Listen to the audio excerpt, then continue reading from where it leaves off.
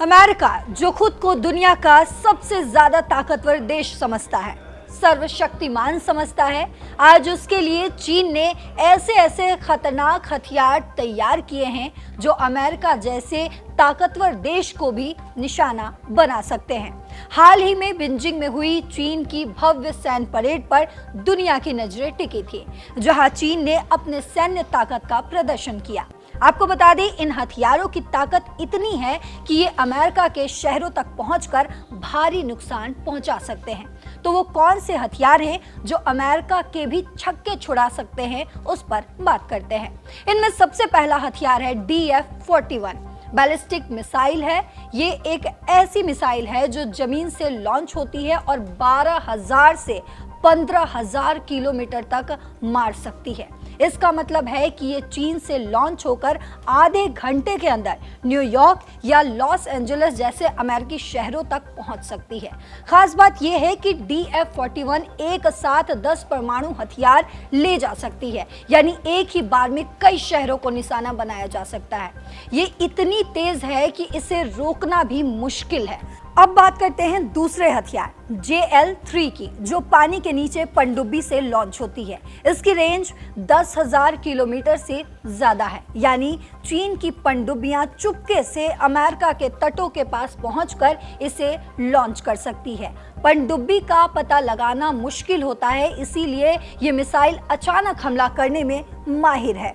अगर ये परमाणु हथियार ले जाए तो अमेरिका के लिए बड़ा खतरा बन सकती है। वहीं तीसरा हथियार है हाइपरसोनिक, चीन की DF-17 हाइपरसोनिक मिसाइल।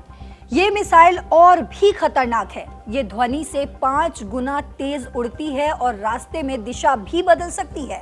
इसकी स्पीड और चालाकी की वजह से अमेरिका का मिसाइल डिफेंस सिस्टम इसे रोकने में नाकाम हो सकता है। ये मिसाइल परमाणु या सामान्य हथियार ले जा सकती है और अमेरिका के किसी भी हिस्से को निशाना बनाकर तबाह कर सकती है।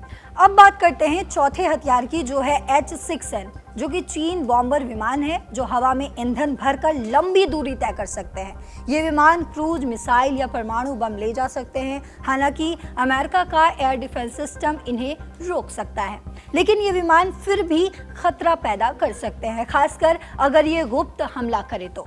पांचवा हथियार है FOBS सिस्टम, यानी फ्रैक्शनल ऑर्बिटल बॉम्बार्डेड सिस्टम। ये एक ऐसी तकनीक है जो मिसाइल को अंतरिक्ष की कक्षा में भेजती है और वो वहां से दक्षिण ध्रुव के रास्ते हमला कर सकती है। अमेरिका के रडार सिस्टम ज्यादातर उत्तर ध्रुव की तरफ से आने वाले हमलों पर नजर रखते हैं, इसीलिए FOBS चुपके से हमला कर सकता है। ये तकनीक अमेरिका के लिए नई चुनौती मानी जा रही है।